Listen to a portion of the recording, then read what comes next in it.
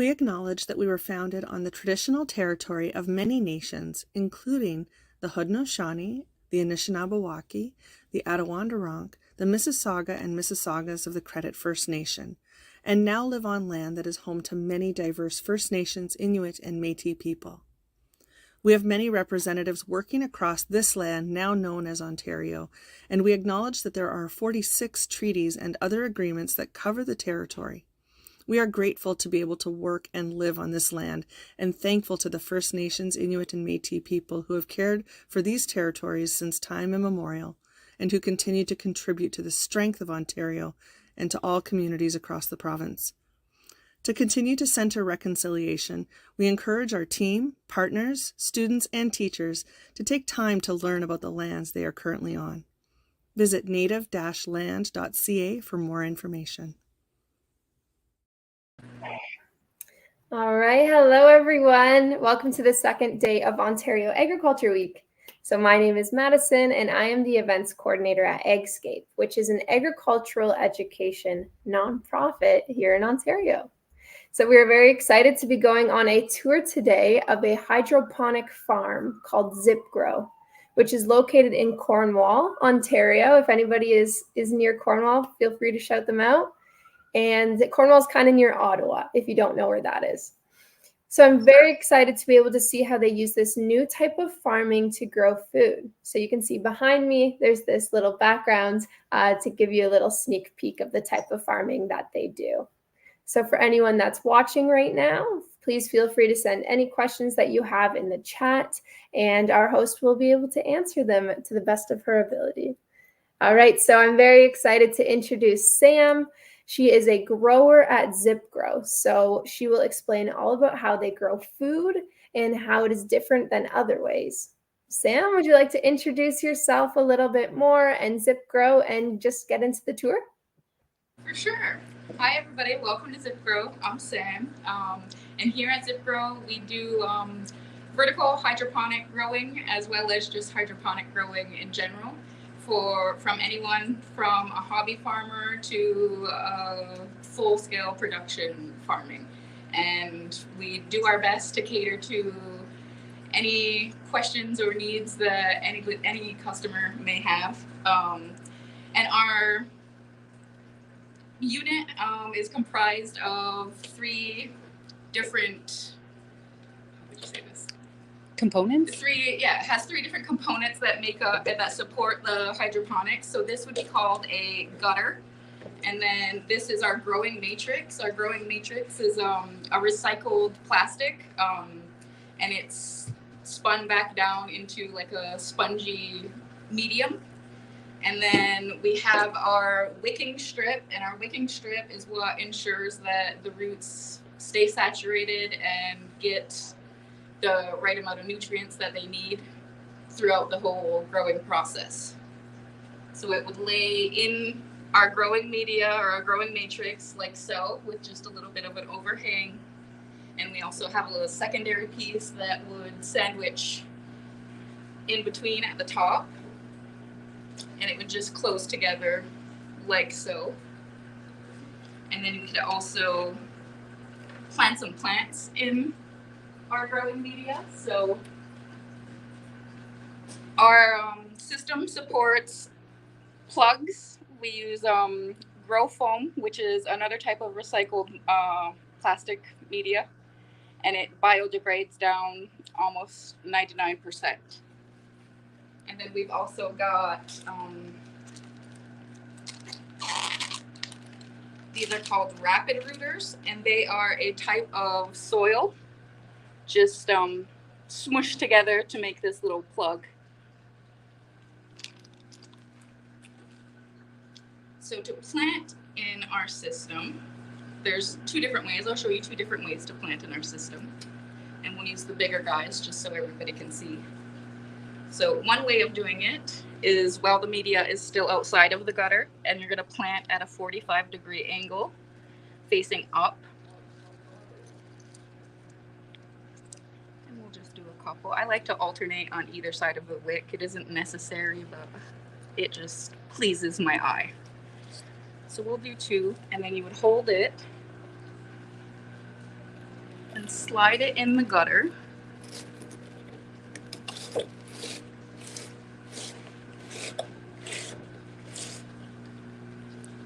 All the way down.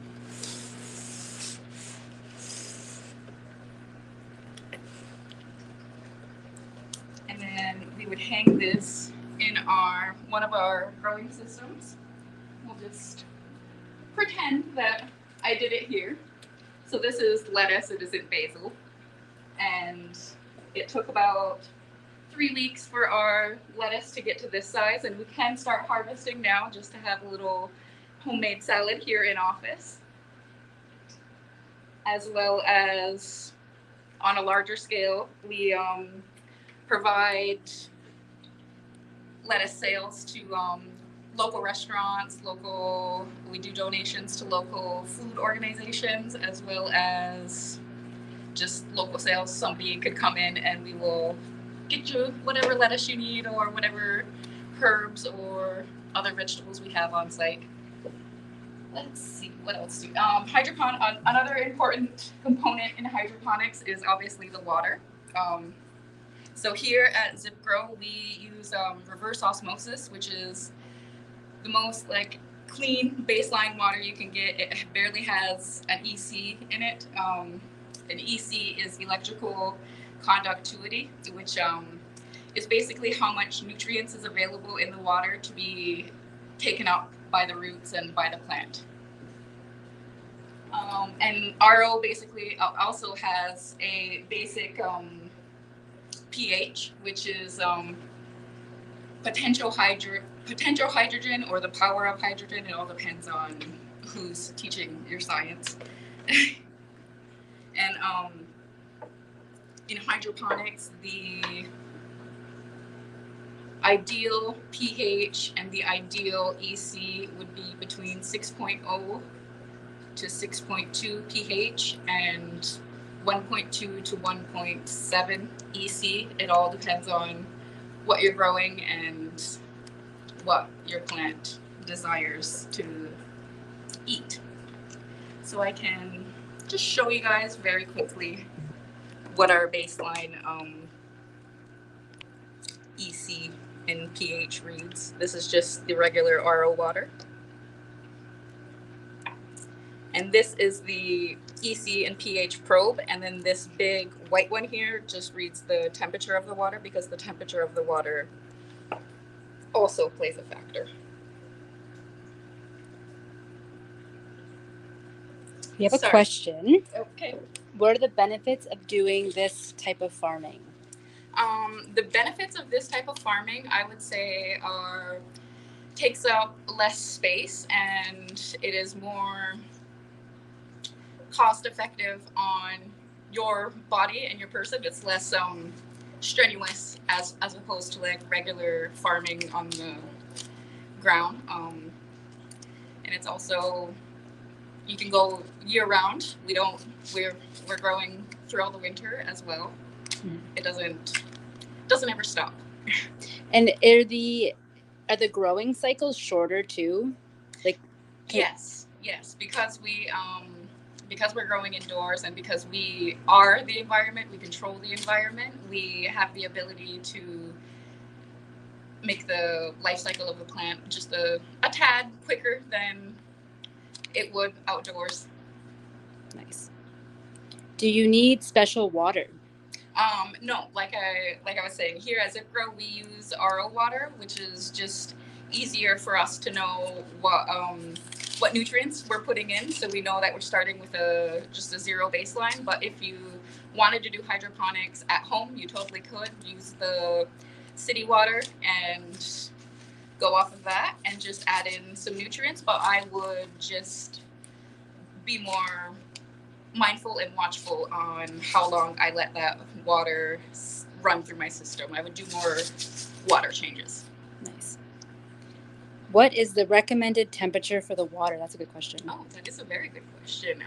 Anywhere from 19 Celsius to 23 Celsius, which is the ideal uptake. It won't shock the roots or it won't cook them or anything like that, but it's the perfect like Goldilocks situation where they'll just be able to take up all the nutrients that they need. Perfect. Besides lettuce and tomatoes, what else can grow on a hydroponic farm? When I got here at ZipGrow, we were growing peppers. We were growing at least several different types of peppers, like hot peppers, jalapenos, little green lunchbox peppers, caponero peppers. We grow basil. We have some house plants in the farm. Hopefully, we can get to that and show you. We've done broccoli and Yes, cauliflower. There was also broccoli and cauliflower. We can do flowers. We did sunflowers and chrysanthemums. Mm-hmm. You can do eggplants.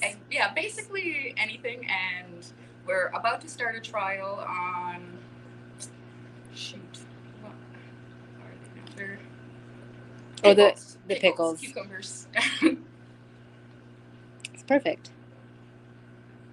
Okay, I think we're good for now. We're gonna move on. Yeah. All right. So I was gonna show you guys how to mix nutrients. So here at ZipGrow, we also offer just little nutrient packs for the little units that we offer. Let me just take this out.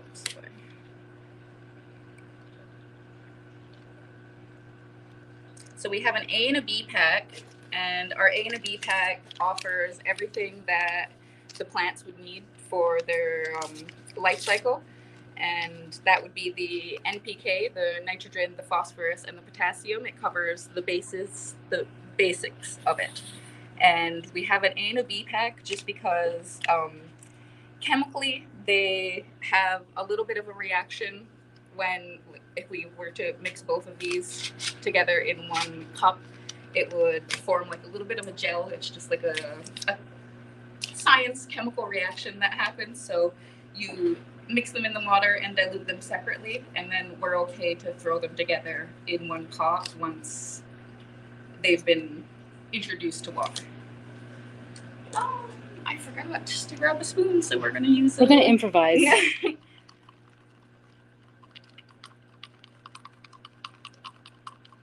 And then I've seen nutrients in all sorts of different colors. This one's yellow. The one that we use in the big tank in the back is like a blue or a green. And it doesn't mean anything. It's just so you know that the nutrients is there. But also there is just a clear option. And this one's just more of a salt-based mixture. So that's why it's just more white. So we have another question. Yes. They ask, is this a more efficient way than a regular farm? I think that is up to you to decide. Like if you had the space for a regular farm, you could totally do that, and you could implement a sort of hydroponics on it. Like we've done hydroponic greenhouses where our systems are in greenhouses that utilize the regular sun and its power. Or if you wanted to go totally indoors and that way, that's something that you would have to do a cost analysis on. I guess with us too, we have the controller. Yes. Which does make it more efficient in the way that you can control your farm remotely and have kind of a second set of eyes on your farm when you're not there. That is true, yes. So it all depends on how involved you might want to be in your farm. So here's our two nutrients mixed up. And then I've also got a larger tub of just the regular RO water that was previously in these cups. So we'll add the A. And then we'll add the B. And then I forgot my... Pretend the stick is longer. We'll give it a few swirls. And then I will stick my blue lab meter pen back in here. Turn the unit back on. I'll put both in and I'll show you how. So our pH is going to bounce around. might stop at a 6.0 or it might just stay at the 6.9 or 5.9. And then if I click the nutrients, they will start hopping around as well. And it's going to be a little wild right now just because it's a smaller quantity of water. You would mix this with like 12 liters usually instead of my measly 3 that I've got here. And then our temperature is also at 23. And I just pulled this from the tap right before we started this. And then here at the farm, my job is to basically ensure that our pH and our EC never gets to the 4.0 level and all our plants suffer. And I ensure that our environment is always in a great summertime feel. It's always a cool, like 22, 23 degrees in our farm with a nice breeze and everything going. Where else can we go after this?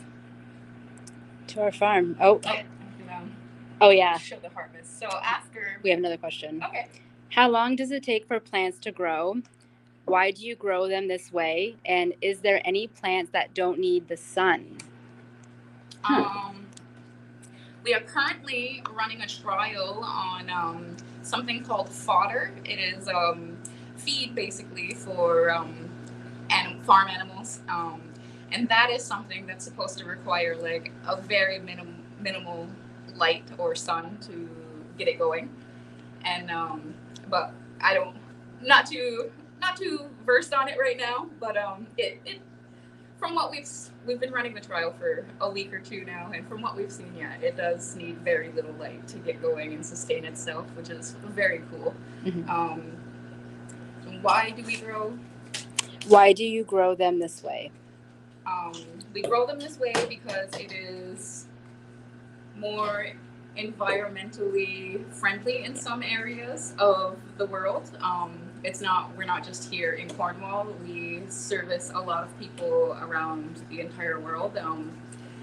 So it would be good in places that are very scarce in water and only have a finite amount of it. And so our system reutilizes the water. It's a closed system, so all our water is constantly pumping back into the same tank, and the only way it ever evaporates is through the plants or through the act of like the dripping itself. So it's very cost effective and cost saving in that manner, and would make sense in like a drier environment.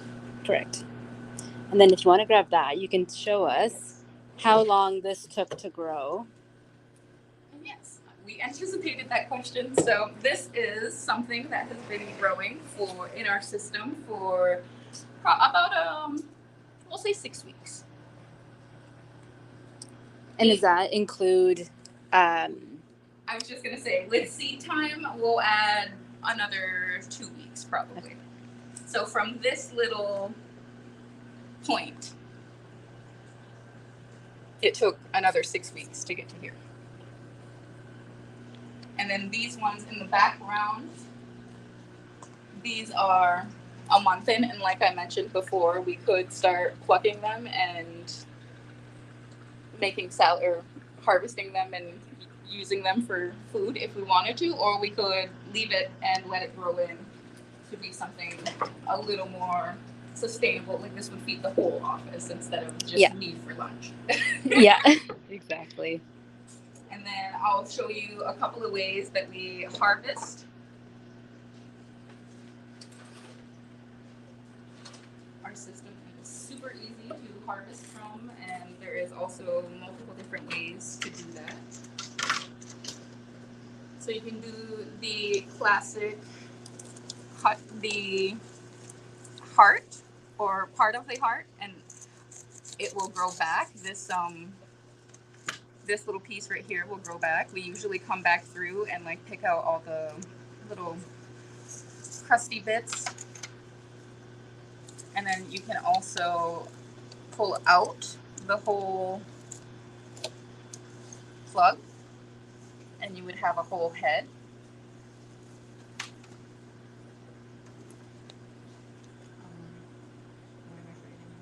Oh.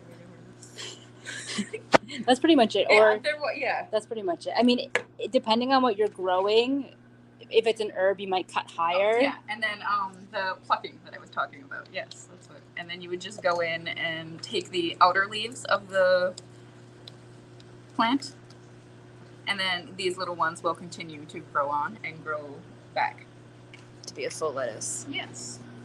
And then with this, you can take it, make a salad right now, or you can bag it up and put it in a fridge or whatever. And it's good for a week, 2 weeks. I've even had some last for 3 weeks, and it looks just as good as it does right here. And yeah, that's another improvement or added bonus that I've noticed with our system, that the produce does last a little longer after harvest in our normal fridge conditions or our normal lifestyle environments at home. Right. And that's typically because the travel time between harvesting and when you're actually eating it is so much smaller than traditional grocery stores. Yeah. So, okay. Oh, is this safe to eat? Absolutely. Yes. I'll have a bite right now if you guys want. So we don't use any pesticides here. We just use, if we do have any pest management, Sam, it's typically just hydrogen peroxide. Yeah. And then that's another thing that we could talk about. There are pests in indoor growing environments. They're the same as there are with outdoor growing environments. The ways we control them are a little bit different just because we're in a confined space. So I don't really like spraying as much just because we're in a confined space, and it just makes me feel uncomfortable. Fair. And so there are biological control insects. So there are good bugs that eat the bad bugs that we don't necessarily want on our plants or produce. And so we have a good relationship with a bug farm or an insectary nearby, and we order in regular shipments of good bugs, and they don't affect our produce in any way. So we have a few minutes left. Okay, we have one question, then we'll go to we'll go in the farm. What's light sources used for hydroponic farming? So we use LEDs here at ZipGrow. Cat will show you. But you can also use HPS, or you can just use have it in the window. I can show you this. This is called deep water culture, and this plant doesn't necessarily have lights directly on it. It's just getting diffuse light from sources around it. It's a little sad looking right now. It was just flowered, so its energy is focusing on other things right now. But we'll eventually get around to trimming it up and stuff. So like I said, you can have direct light, direct LED or HPLS lights on it, or you can just have it indirect light, and it'll survive. It'll do its thing. And then we'll go into the farm now. So on our farm, we have 279 towers. It might be a little loud, so I'm sorry if you can't really hear me. And we have mainly lettuces growing right now, and our fun wall would be over here, where we have parsley, dill, cilantros, garlic chives. Here's some lavender. It's in flower. And then our house plant, this is called an inch plant, and it's really sparkly. I don't know if you guys can see that on the camera or not, but it's got some sparkle and some shine to it. And we're just seeing what house plants or what plants in general would do well in our system, and the different capabilities that our wall could do. Imagine a whole wall of just this purple and green, or in a lobby somewhere, or we've got the oregano. So these are 8-foot towers, just so everybody knows. How many greenhouses do you have? We don't have any greenhouses right now. On site, yeah. On site, yeah. But we have sold some across Canada and the U.S. Yeah. And then, like I said, these systems would be the ones that would be in the greenhouse. So if we want to head back and show the whole end cap. Yes. The side profile. Yeah. So these systems would be in the greenhouses, and we would design them specifically to that greenhouse where all the plant or the whole wall would be facing the sun, so it gets the direct sunlight all the time, and it would be the same setup, like just the vertical wall. Yeah. Okay. So we'll go on a little tour. So these are mostly all lettuce. So many different types of lettuce. So how long has this one been growing for Sam? This has probably been in here about a month as well. And this is a romaine, a head of romaine. So eventually we'll have that nice romaine heart. Now, like, how about these big boys over here? These are a little overgrown. They've been in since July 31st, so they're huge. Yes, They're massive. They're definitely ready to be harvested. Are these plants different from typical plants you would grow on a farm? Nope, these are the same lettuce that you can grow in the ground. We buy the seeds from the same company that any other farmer would. You can buy plants that are specifically for hydroponics, but it's the same. Yeah, it's the same stuff. absolutely. How did your hydroponic farm start? That's probably a question for me. Yeah.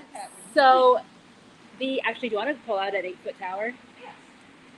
So, ZipGrow started with the ZipGrow tower, which is what Sam is holding.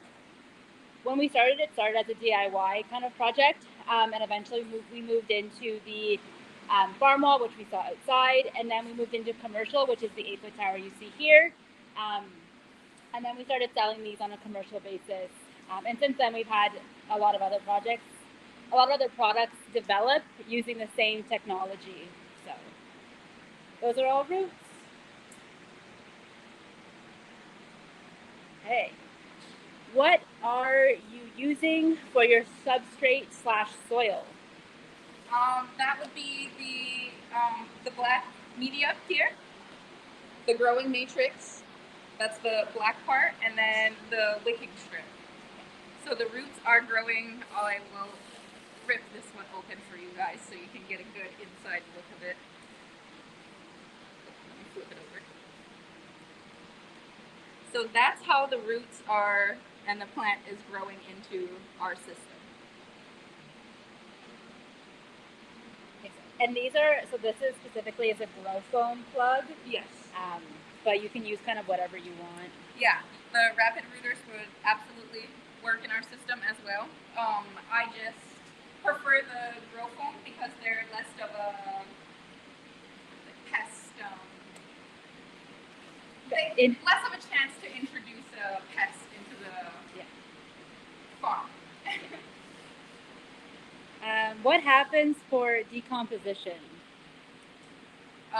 The plants are of our clubs. Miss McCarthy, for the plants or for our plugs? For our plugs, I can show you a bigger. Actually, let me pull that bigger one.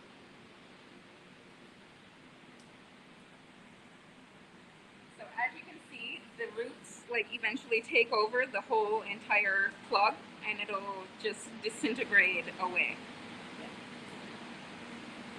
Plugs. But the not the grow foam, the rapid rooter, the brown ones that I showed earlier, those ones take a little longer to break down. They won't break down in our wall and in our system the way that these ones do. Those ones you'll actually have to pull out the way I have, and they'll still be there when you pull the plant out. What does it smell like in the farm? It like algae when I first got here, but I was able to clean it up a little bit. So there is a little bit of a water smell for sure. The barley smells like beer right now that we're going to fodder with, but Sam's just putting the tower back in. Last question. For sure. How did you get a job like yours, and is there a specific school program? So I went to horticulture school in Algonquin, and then I did a little bit of time at a golf course learning agronomy and just doing some side quests. And then I got into indoor farming, and I found ZipGrow at the start of this year, and it's just finding, choosing your program and finding where you fit in within that field, and knowing that eventually you'll find your place for sure. But I think a good baseline horticulture program would be a good start, and once you see an area that really interests you, go and focus on that and really learn that. Like you'll never have too many friends, and you'll never have too many connections, or just the agricultural field is so beautiful because everybody wants to see everybody succeed, and everybody's win is always your win too. So like you're never alone. Very nice. What types of jobs are there at ZipGrow? Well, Lots. So many. On the growing aspect of it, there's a farm manager, there's a research grower, there is just a regular farm hand, which would just be helping make sure that the day-to-day is going smoothly. We've got some background stuff. We've got a warehouse here for like shipping and receiving and all that type of stuff. We've got office aspects of it, like creating curriculum, sales, marketing, everything. Yeah. Lots of fun stuff. All right. That was awesome. Thank you so much, Sam and Kat, for taking us on a tour. It was very cool to learn how technology is helping us and learning new ways to grow food, and eventually providing food security maybe to some places in Ontario and Canada that don't have as much access to space or water or soil. So this has been very cool. Sam, is there anything, or Kat, that you want to say to the people still watching?